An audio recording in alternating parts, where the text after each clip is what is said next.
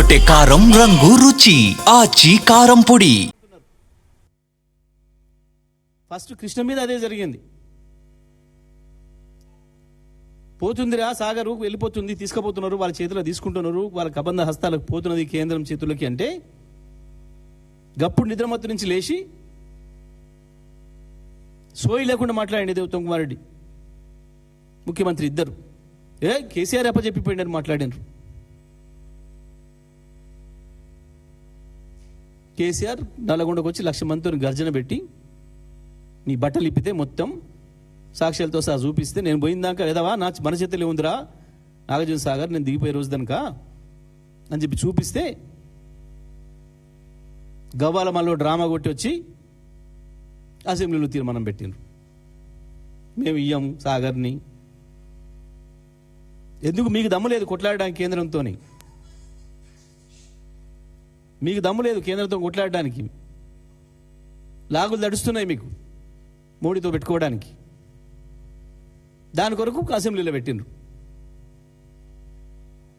అందరు కలిసి అంటే పెట్టిన సార్ నేను చెప్పుకోవడానికి సాటుగా పోయి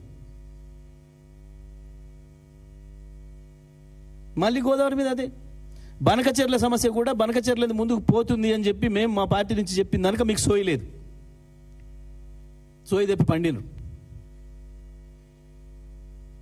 మళ్ళీ మేము బీఆర్ఎస్ నుంచి మేల్కొల్పిన తర్వాత మళ్ళా మొదలు అదే ఏదో విషయాలు వేసారు. కేసీఆర్ నప్పుడు ఒప్పుకుండు, కేసీఆర్ నప్పుడు పోయింది. కేసీఆర్ ఉన్నప్పుడు ఎట్లా వచ్చినాయో నీళ్లు నాగార్జున సాగర్ను సొంత మోటార్ లాగా మన ఇంట్లో మన బావి మోటార్ లాగా ఎట్లా ఒత్తుకున్నామో 17 పంటలకు ఎట్లా నీళ్ళు ఇచ్చినామో మొత్తం చూసిర్రు సాగర్ ప్రజలు, నల్గొండ జిల్లా ప్రజలు. ఎస్ఎల్బీసీని మన ఇంటి సంస్థలాగా ఎట్లా వాడుకున్నామో చూసిండ్రు, మన ఇంట్లో మోటార్ లాగా ఎట్లా వాడినామో చూసిండ్రు. ఇవాళ మీరు వచ్చిన తర్వాత మీ నిర్వాహకం ఏందో చూస్తున్నారు ప్రజలు. కేవలం వాటాల పంచాయతీ, కమిషన్ల దందాలు తప్ప, ఒకటి సాటుగా ఒకటి ఢిల్లీకి మూటలు పంపి పదవులు కాపాడుకునే ప్రయత్నం తప్ప ఒక్కనాడు కూడా రాష్ట్రం పైన పరిపాలన పైన సోయలేదు.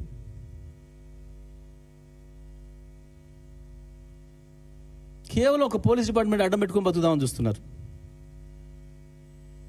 ఎవడన్నా ఎదురు మలితే, ఎవడన్నా మాట్లాడితే క్యూఎస్ పెట్టి లోపడేసి భయపెట్టిస్తాను. చిల్లర పాతకాలపు అలవాటు ఎప్పుడో పోయింది అది. ఈ పోలీసులకు భయపడి, ఈ దానికి భయపడి ప్రజలు దాచుకునే పరిస్థితులు ఏం లేరు. ఎప్పుడు ఏ సందర్భంలో ఎట్లా చేయాలో ప్రజలకు తెలుసు.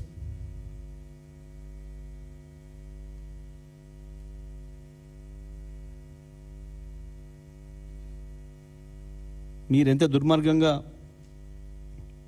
ప్రవర్తించినా, ఏదో ఎదురుదాడి చేసి ఇష్టం వచ్చినట్టు నోటుకొచ్చిన అబద్ధాలు చెప్పి ఏదో ప్రజలు చూపి మోసం చేస్తామని చెప్పి మీరు అనుకున్నా, మీకు మీరు మోసం చేసుకోవడం తప్ప ఎవరిని మోసం చేయలేరు. తప్పకుండా బీఆర్ఎస్ పార్టీ ఉంది, టీఆర్ఎస్ పార్టీ ఉంది, కేసీఆర్ ఉన్నాడు. తెలంగాణ ప్రజల తరఫున కొట్లాడడానికి ఎక్కడనో ఆకాశంలో ఉందనుకున్న తెలంగాణ తెచ్చిన కేసీఆర్కి ఇప్పుడు ఇటువంటి ఎదుర్కోవడం కష్టమేం కాదు. కాకపోతే మీరు దొంగలు వాళ్ళ చేతిలో ఉన్నారు. పేరుకు మీరు మన ఇంట,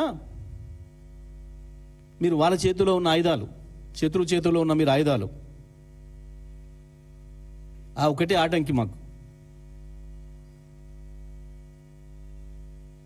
అవాళ మేము బ్రహ్మాండంగా కొట్లాడినాం,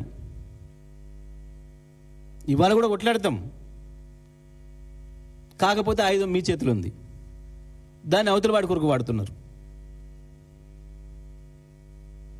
అవాళ ప్రాంతేతరుడు కాబట్టి ప్రాంతం అవతల పారదోలినాం. ఇవాళ ప్రాంతం వాడి చేస్తున్న ద్రోహం ఇది. తప్పకుండా మిమ్మల్ని పాతరేయడం ఖాయం, తెలంగాణ హక్కుల్ని కాపాడడం ఖాయం. కృష్ణా గోదావరిలో మన వాటాల్ని కాపాడుకోవడం కొరకు మరొక ఉద్యమాన్ని తీసుకొచ్చి ఎంత దూరం పోయినా సరే తెలంగాణ ప్రజల హక్కుల్ని కాపాడుతాడు కేసీఆర్, అందులో సందేహం ఏం లేదు. బీఆర్ఎస్ పార్టీ గులాబీ జెండా పుట్టిందే దాని కొరకు, తప్పకుండా ఆ పనిలోనే ఉంటుందని చెప్పి తెలియజేస్తూ తెలంగాణ ప్రజలందరికీ కూడా విజ్ఞప్తి చేస్తూ ఉన్నాం. ఇది చాలా స్పష్టంగా తెలంగాణ రాష్ట్ర ప్రభుత్వం ఆంధ్రప్రదేశ్ ముఖ్యమంత్రి గారితో చేసుకున్న చీకటి ఒప్పందంలో భాగంగానే ఇవాళ ఈ సుప్రీంకోర్టులో పిటిషన్ను తిరస్కరించడం జరిగింది. ఆ రకమైన పిటిషన్ను తయారు చేయించింది కూడా చంద్రబాబు నాయుడు గారు ఇక్కడికి పంపిన అధికారులే. వాళ్ళని ఎవరినైతే ఇవాళ ఇక్కడ ఈయన పెట్టుకున్నాడో సలహాదారులుగా, అధికారులుగా మన ప్రభుత్వం, ఇది వాళ్ళ చేత తయారు చేయబడ్డ పిటిషన్ కాబట్టే ఈ రకంగా జరిగింది. ఇది తెలంగాణ ప్రజలందరూ కూడా గమనించాలని చెప్పి విజ్ఞప్తి చేస్తూ ఉన్నాం.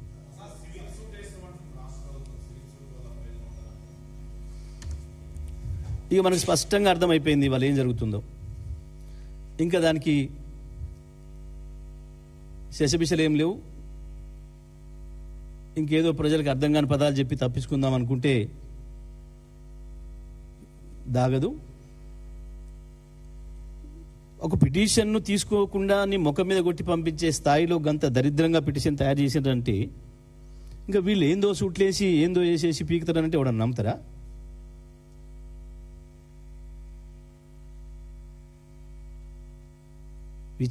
విచారణ అర్హత లేని పిటిషన్ వేసిరంటే వల్ల ఇంకా వీళ్ళ ఉద్దేశం ఇంకా వేరే వెతకాల్సిన అవసరం ఉందా మనం?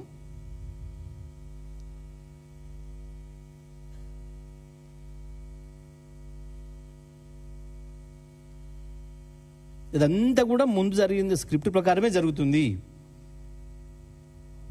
ఆంధ్రప్రదేశ్ ప్రభుత్వానికి ఏం కావాలనో అది పద్ధతి ప్రకారం జరుగుతుంది. ఇవాళ వాస్తవానికి ఒక మాటలు చెప్పాలంటే అవతల వైపు మా మిత్రులు కొంతమంది అప్పుడప్పుడు అంటున్నారు, వింటున్నాం, 2 రాష్ట్ర ప్రభుత్వాలు మాయే కదన్నా అని మాట్లాడుతున్నారు వాళ్ళు. 2 ప్రభుత్వాలు మావే కదన్నా అని మాట్లాడుతున్నారు. గా స్థాయికి వచ్చింది తెలంగాణ ప్రభుత్వం పరిస్థితి. ఢిల్లీలో పోయినా అదే మాట్లాడుతున్నారు, బార్డర్ దాటితే కూడా అదే మాట్లాడుతున్నారు.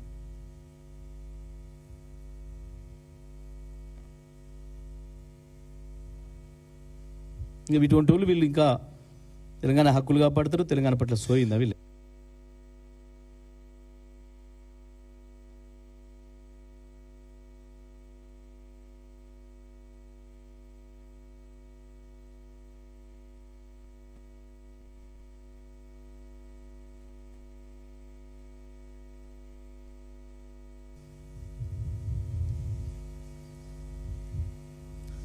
ఆ ఉపన్యాసంలో ఒకటే విషయం కరెక్ట్ చెప్పిండు. నువ్వు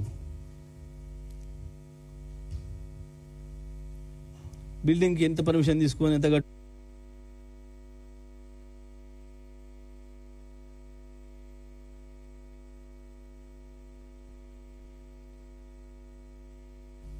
ప్లాట్ ఇద్దాం దాని తప్ప ఇంకోటి తెలియదు. అది చాలా బాగా చెప్పిండు, విన్నా నేను.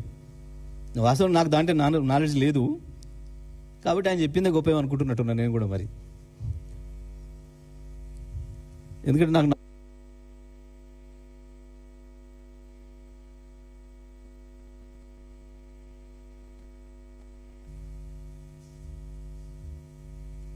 ఏం లేదు,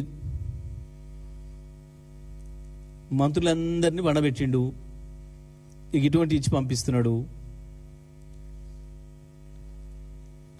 ఏ శాఖలు ఏం జరుగుతుందో వాళ్ళకే తెలుస్తలేదని వాళ్ళే మొత్తుకుంటున్నారు. బహుశా నాకు తెలిసి ఈ పిటిషన్ కూడా ఉత్తమ్ చదివినాడో లేడో.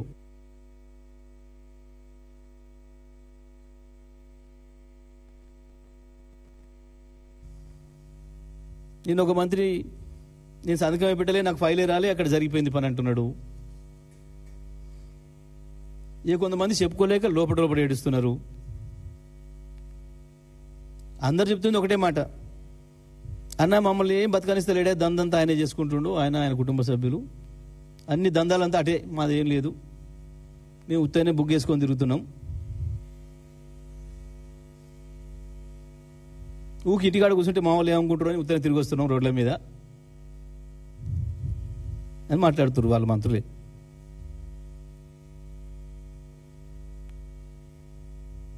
ఎవరికి ఏ సోయి లేదు, ఎవరికి ఏ శాఖ పట్ల పరిజ్ఞానం లేదు. 2 ఏళ్ళైనా ఎవరు కూడా దాన్ని పెంచుకునే ప్రయత్నం కూడా చేయలేదు. అసలు వాళ్ళకి సోయి ఉంటే కదా మొదలు ప్రజల కొరకు పనిచేయాలన్న ఆలోచన ఉంటే కదా మొదలు. ఎవడు పోయినా ఏమొస్తుంది దీనిలో అని అడుగుతున్నాడు. సార్ ఇగో ఇది ఇట్లా అవుతుంది, ఇది ఇట్లా అవుతుంది అని ఏదో కొత్త ప్రాజెక్ట్ చెప్దామని చెప్పి ఎవడన్నా పోతే గది కాదా మాదేందో చెప్పరాద్రి ఇట్లా మాట్లాడుతున్నట్టు వాళ్ళు వచ్చి చెప్పి నవ్వుకుంటున్నారు. కొంతమంది ఎన్ఆర్ఐలు వస్తున్నారు, పాపం వాళ్ళు అక్కడి నుంచి ఎంతో తాపత్రయపడి వస్తారు. ఏదో చేయాలి మనం వీడ సేవ అని చెప్పి ఏదో ఈ ప్రాజెక్టు ఆ ప్రాజెక్టు ప్రజలకు పనికొచ్చే ఏదో అని తీసుకొస్తారు. కొంత ఎడ్యుకేషన్ కావచ్చు, ఇంకో దాంట్లో కావచ్చు, ఇంకో దాంట్లో కావచ్చు. వాళ్ళు పాపం పని కట్టుకొని, ఎందుకంటే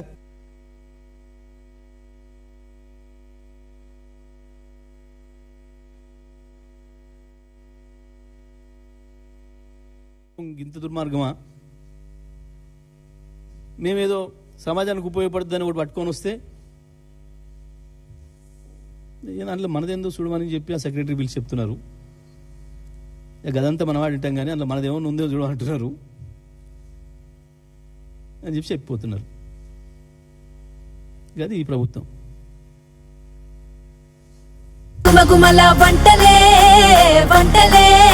తెరకొట్టే కారం రంగు రుచి ఆచి కారం పొడి.